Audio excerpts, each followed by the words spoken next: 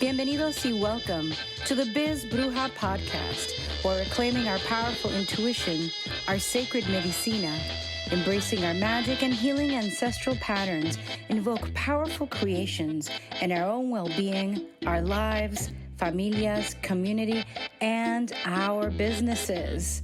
Remembering that our businesses are so important at this time.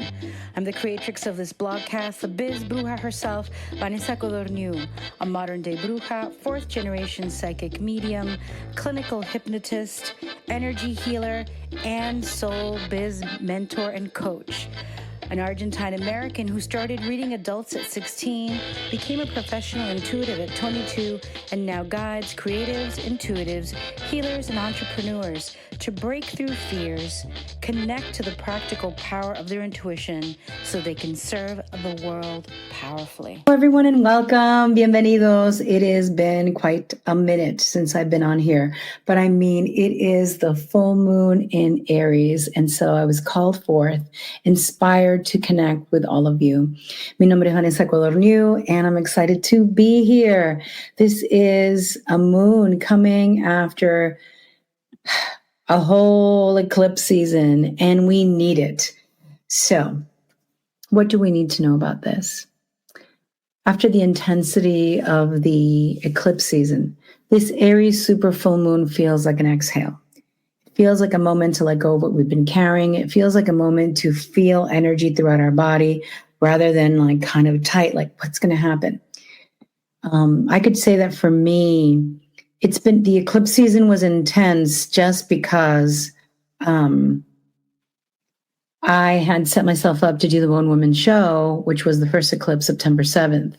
And then the second eclipse came after a week later, or a couple of weeks later, actually, during my retreat, my fall equinox retreat, and it was the last day.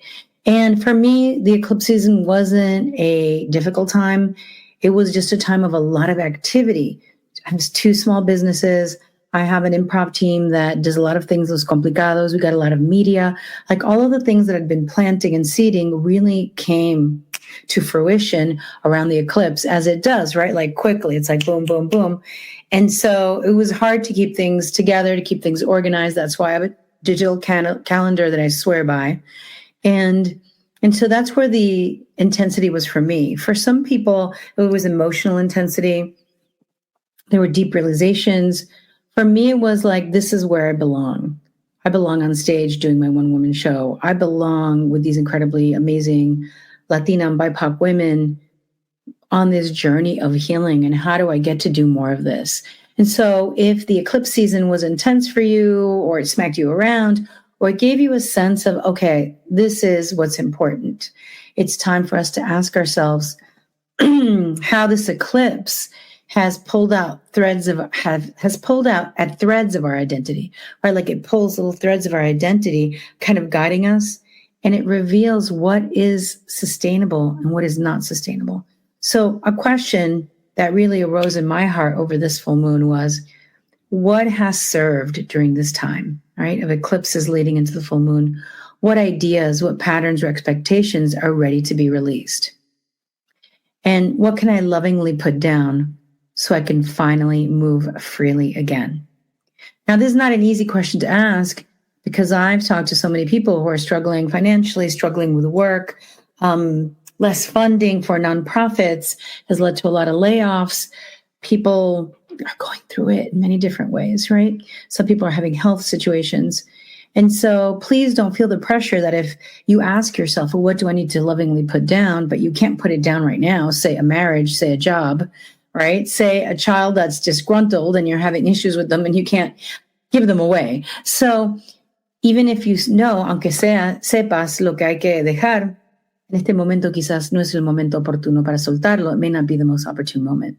So it's good to go in with an open heart and then patience for ourselves, that the answers may come, but there's still a little bit of time and a little bit more moving forward before we can maybe take action on the intuitive knowing that we have. Because we expect sometimes that with eclipses, things are going to be like boom, boom, boom. And yes, the awarenesses might be like that, but the actual taking it into effect and taking the steps might take a little longer. So we have to be kind to ourselves. So let's talk a little bit about the power of the super full moon, la luna llena. What is a super moon? The super moon occurs when the moon is at its closest point to Earth, appearing larger and brighter and more emotionally potent. Its gravitational pull is stronger not only on our tides, but also on our internal, like water, right? Our emotions, our intuition, our subconscious. We were shooting a film. I'm part of a 2-week horror challenge for Cinespark. And we got together, we wrote a script. And the other night, the moon was so beautiful. It wasn't completely full, but we definitely shot it and it's included in the movie. And I can't wait because it's gorgeous. But the super full moon is going to be closer. It's going to be stronger. It's going to feel more intense. You know, the energetic meeting of the super full moon in astrology, super moons magnify what's been buried. They illuminate what's been hidden, our deeper truths, unprocessed emotions, forgotten dreams. Under a super full moon, things that you thought were maybe done or completed, or maybe you'd moved past, suddenly come back.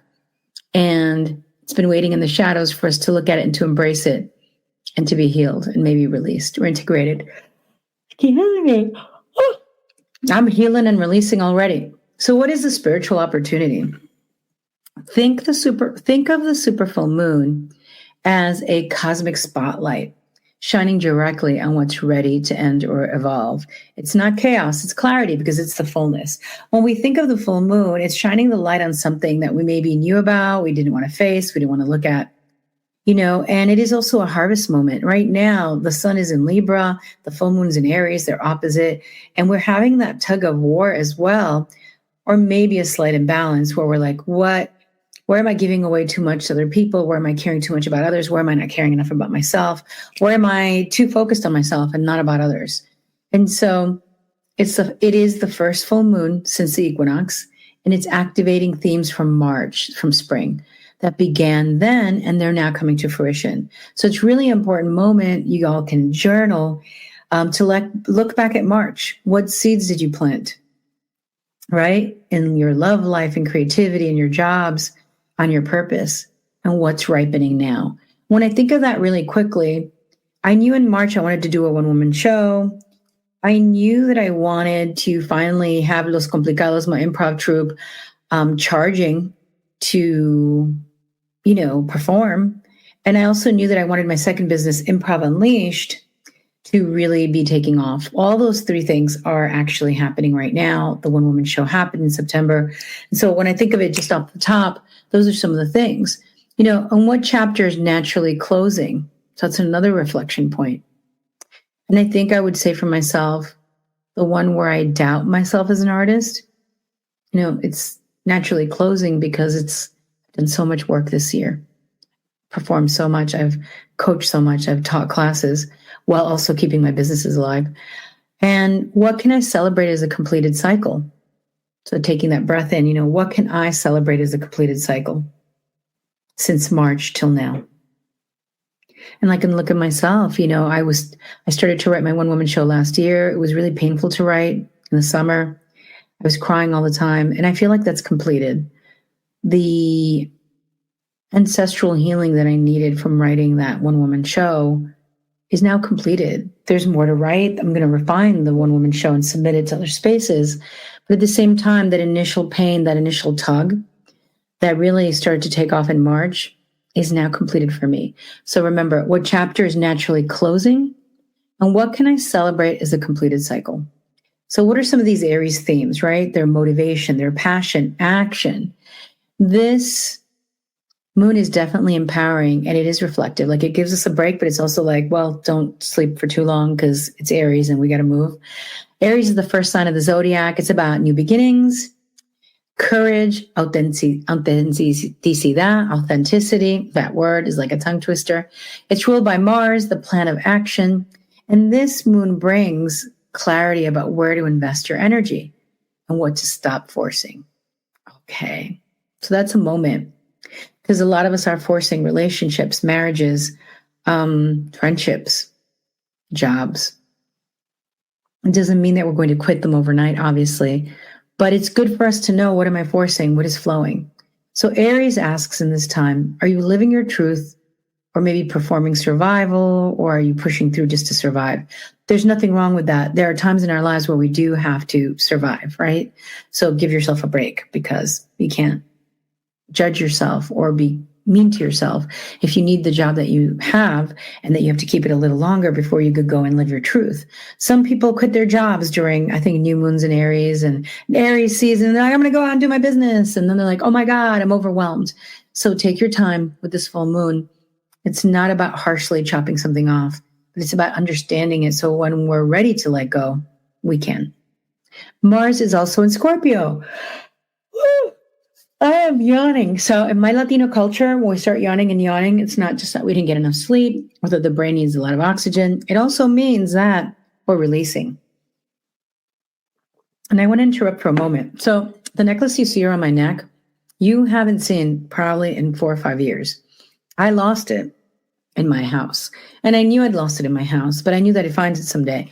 So something told me to start looking in my closet last night. And I did, and I found a bag and I opened it, and there it was from an event I did many years ago in person. So here it is. There's something about that has been returned to me, right? And I love it because Mars is in Scorpio. So Mars, the initiator with energy, with courage, is now in Scorpio, emotional depth.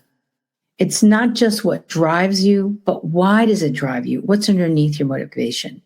Are you chasing something from fear? Or are you moving from love?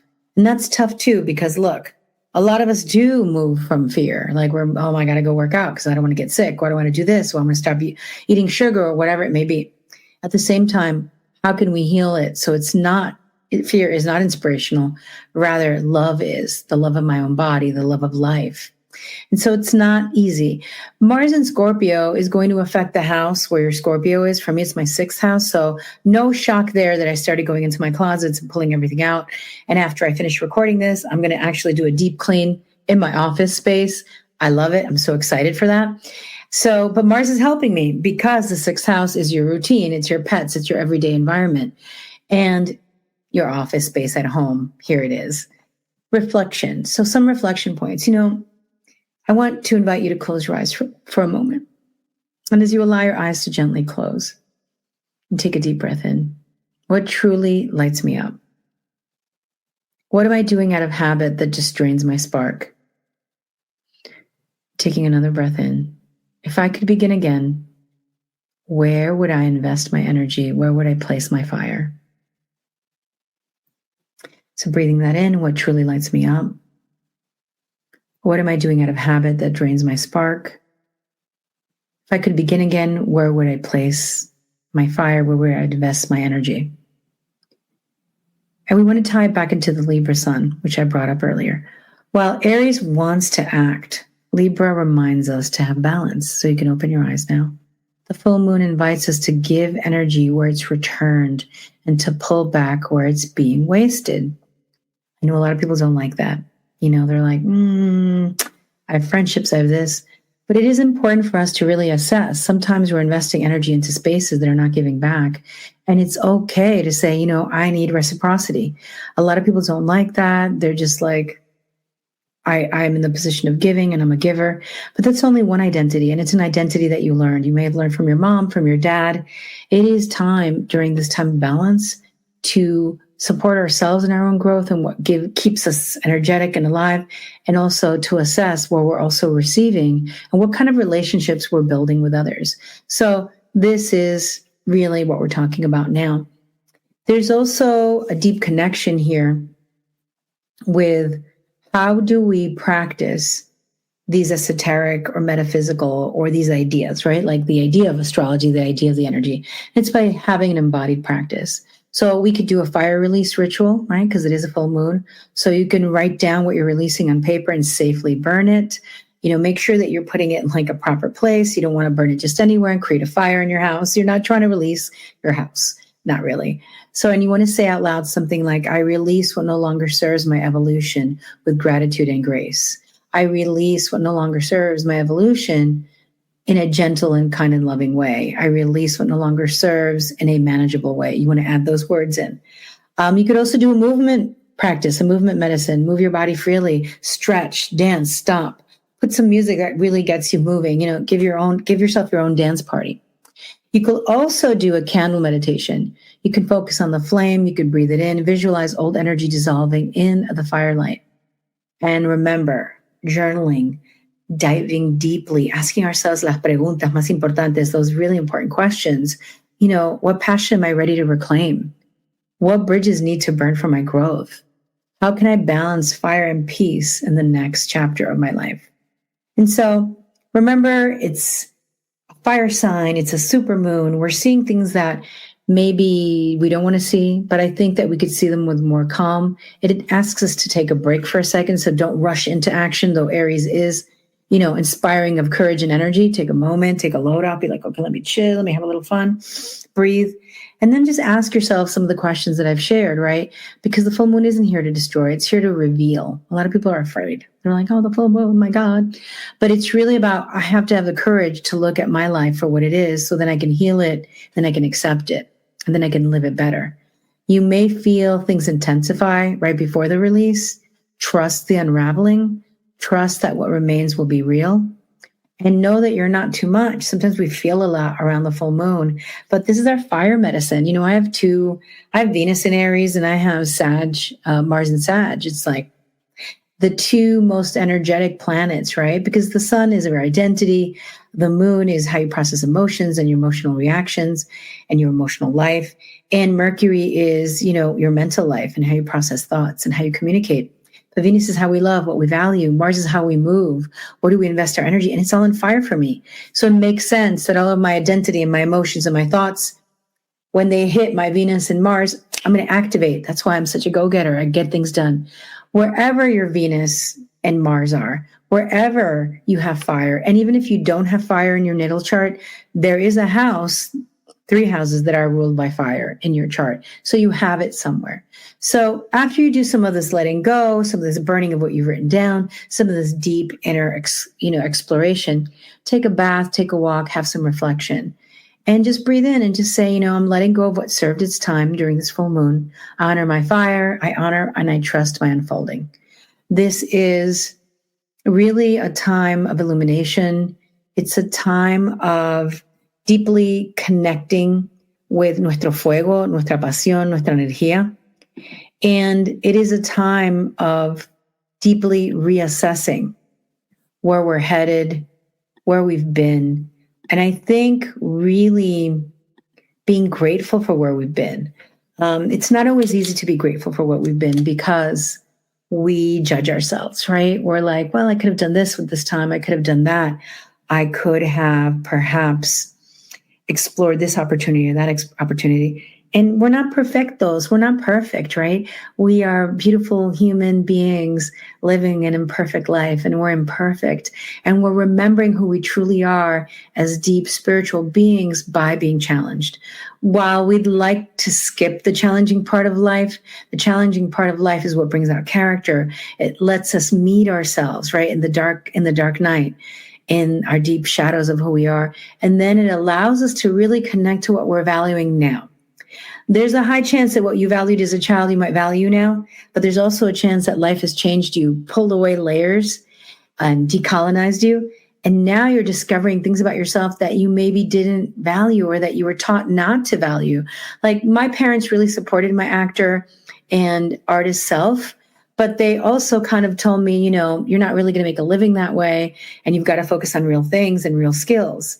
And even though I was performing a lot, I was part of an acting group, a performance group, an arts organization, Puerto Rican Intercultural Drama Ensemble, performed in New York. We won a grant. I walked away eventually because I didn't know how to live in Manhattan, have my own apartment as a young woman while I worked 3 jobs and also became an artist. Always stayed in touch with the artist part of myself, but now it's an important value. I don't think I'll ever let go of performing or writing or speaking or poetry recitals. I think that it enriches my life in a very deep way, and that I'm not just meant to be a healer or a guide that does sessions or teaches classes all the time, that I'm also meant to guide through example by saying, hey, I reclaim this part of myself. How about you? What are you reclaiming? And so if you're a business owner, if you're a guide, if you're a healer, or even someone that people respect and lean in for courage, remember that the more we feed ourselves and step into our own beautiful expansion, we're also, even without knowing, probably holding up another standard for somebody, another experience, another model of experience, that we don't have to live just doing one thing or being one thing, but that we're multidimensional and we can translate that into the present life, into present existence. It's not easy because it's a lot, but we can do it bit by bit, poquito a poquito. So I hope that this has touched your heart. I know it was a little all over the place, but that Aries energy got me like this. And it's been a minute since we've talked, and I hope that this really resonates with you. Let me know what are some of the things that you're letting go of. Let me know what are some of the things you're ready to step into your life passionately, and know that we're heading into the fall. We're heading into a beautiful new year with All Hallows Eve, with Samhain, with the turn of the wheel. Con el tiempo está cambiando, reconectándonos con nuestros difuntos, and receiving those messages that are always there for us. So sending you all so much love. Gracias por estar aquí. Thank you for being here. And let me know how this process went for you. Keep that hope alive with this full moon in Aries. Don't get too cray-cray. Don't, give less fucks, but don't get too angry. And stay inspired. Mucho amor.